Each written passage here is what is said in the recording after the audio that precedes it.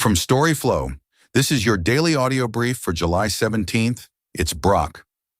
July 17th. Big day in sports. Let's get to it. Let's get into it. First from PFT Alt. Nate Burleson wants to host the NFL Today, but will wait for James Brown. Nate Burleson's got his sights set on hosting the NFL Today, but he's not looking to take James Brown's spot just yet. Burleson recently confirmed his interest in the Sunday pregame show, but he's willing to wait for Brown to retire or step down. He's got a ton of respect for Brown, who's shown no signs of slowing down at 75. Burleson's learned a lot from Brown and wants to keep learning from one of the greatest in the business. Burleson's humility is admirable, especially considering the delicate nature of publicly expressing interest in taking someone else's job. He's made it clear he wants Brown to be the one to call him when the time is right, not some network executive. It's a classy move, and it shows just how much Burleson values his relationship with Brown. The reality is, though, that the NFL Today might not be as relevant in the future. With the league looking to stage more international games, the traditional Sunday pregame show might become even less necessary. People might be watching live games instead of pregame shows, and that could spell trouble for the NFL Today. When the time comes, networks might be forced to make some tough decisions about who's next in line for the hosting gig. Next. Second, from awful announcing, Canadian golf viewers missed start of Open Championship for second consecutive year. Canadian golf fans woke up to a programming mishap for the second straight year, missing the start of the Open Championship. They were greeted by golf instruction content instead of live tournament coverage. The issue occurred because local affiliates forgot to switch to the live feed, leaving the U.S. feed running, which featured instructional video at 4 a.m. ET. The outage affected multiple Canadian television providers, including Rogers and Bell. Rogers responded to frustrated fans on social media, stating they had advised their partners to investigate the issue. It's unclear how long the outage lasted, with some users claiming it was up to 5 hours. This isn't the first time this has happened in Canada.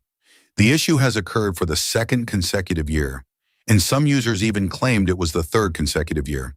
The second round of the Open Championship is scheduled to begin at the same time tomorrow morning, hopefully with the issue resolved. Rogers has acknowledged the problem and is working with their partners to resolve it. For now, Canadian golf fans will have to wait and see if they'll be able to catch up on the action they missed. Up next. Third, from awful announcing, Nate Burleson, 100% interested in hosting the NFL Today, but won't push James Brown out.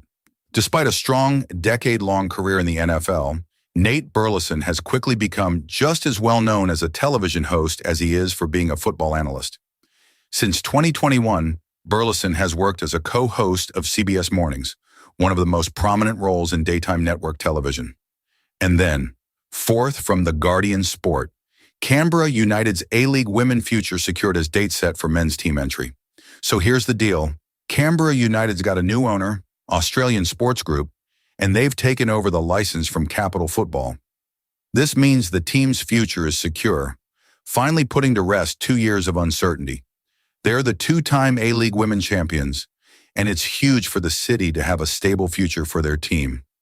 Now, the new owners got an option to introduce an Australian Professional League's men's side for the 2028-29 season, which would be a huge step forward for Canberra's football scene. This is a big moment for the city, and it's great to see the team's future looking so bright. The APL's made the announcement, and it's a huge win for Canberra United fans. Next. Fifth, from PFT Alt. Roger Goodell has about 10 more countries in mind for games, including Japan. So the NFL is looking to play more games outside the U.S., and Commissioner Roger Goodell has a list of about 10 countries in mind.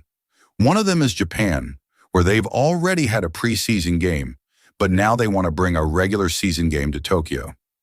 The NFL has been playing exhibition games in Tokyo since 1976, so it's not a new idea, but they're looking to take it to the next level. The league wants to increase the number of international games they can play each year from 10 to 16, but they need the players' union to agree to that.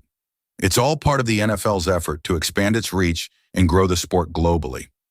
Goodell seems pretty keen on making this happen, and it'll be interesting to see which other countries make the cut. The NFL has already had a presence in several countries, And this move would be a big step forward for them. They're not just looking to play a few games here and there, but to really establish a foothold in new markets. Japan is a great place to start, given their existing history with the league.